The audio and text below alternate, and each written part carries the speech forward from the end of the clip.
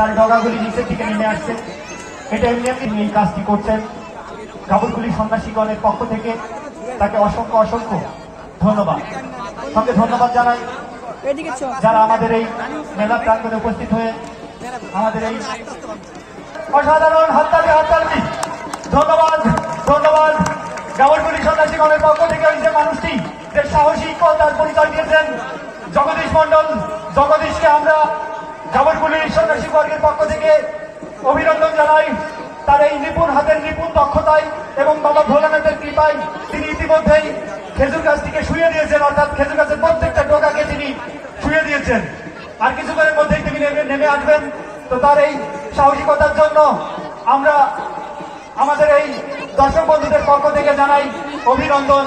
অভিনন্দন জগদীশ মন্ডল, আপনাকে অভিনন্দন।